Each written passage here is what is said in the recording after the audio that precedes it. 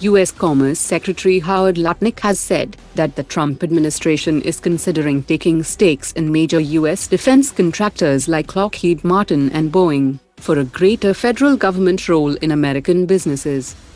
U.S. President Donald Trump is now pushing for ownership rights over land used by American military bases abroad, rather than just long-term leases or host nation agreements, a move that could spark tensions with host nations like South Korea, Japan, Australia and UK. A German newspaper has reported that Prime Minister Modi did not answer 4 phone calls from U.S. President Donald Trump. The Defense Ministry has granted approval in principle under the Make-2 category for developing an indigenous stabilized launcher for MANPADS in the Indian Navy, with a minimum order of 40 units. The Indian Air Force Chief has proposed setting up a Delhi-based Joint Planning and Coordination Center, led by the 3 service chiefs and the Chief of Defense Staff, to oversee integrated military operations, instead of rushing into theaterisation. General Atomics is pitching its YFQ-42A aircraft to the Indian Air Force, that costs $25 million per unit, and features a stealth-informed design, internal weapons bay, AI-driven autonomy, and modular architecture for multiple roles like air-to-air, ISR missions, electronic warfare and precision strike missions. The Gambit series modular design could allow India to customize the YFQ-42A with Indigenous radar or Astra series missiles, thus enhancing interoperability with the Tejas Mk2 Govt and AMCA programs. The firing trials of the 160 km range Astra Mk2 missiles are scheduled for late 2025 from both the Su-30 and Tejas Mk1A platforms, with certification targeted for 2026. The Indian Air Force plans an initial order of nearly 500 missiles to equip its Su-30 and Tejas Mk1A fleets, with deliveries set to begin in 2028. India is close to signing a $1 billion deal with US firm General Electric for 113 F-404 engines to power the recently approved 97 additional Tejas Mk1A fighters. Negotiations are in the final stage and expected to conclude by September 2025.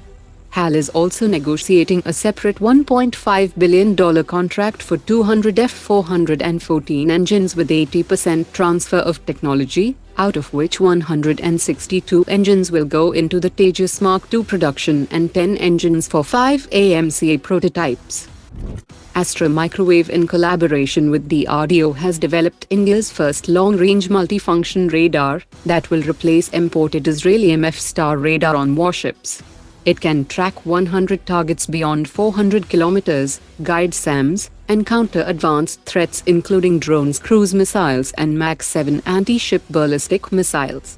Integration with the upcoming 250 km range Indigenous LR-SAM missile will give the Navy a potent and fully indigenous air defense shield.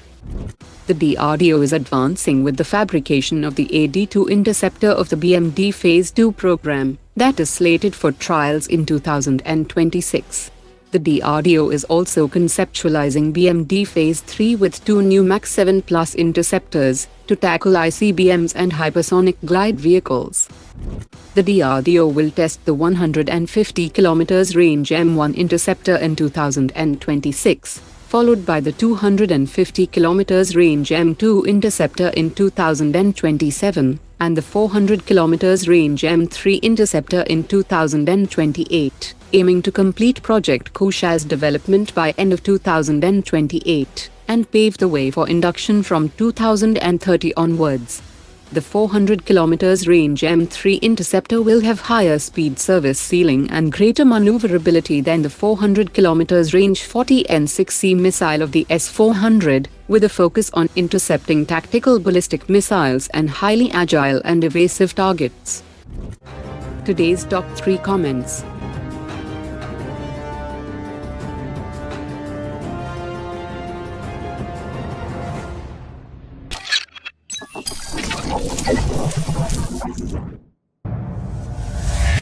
Omar dropped it.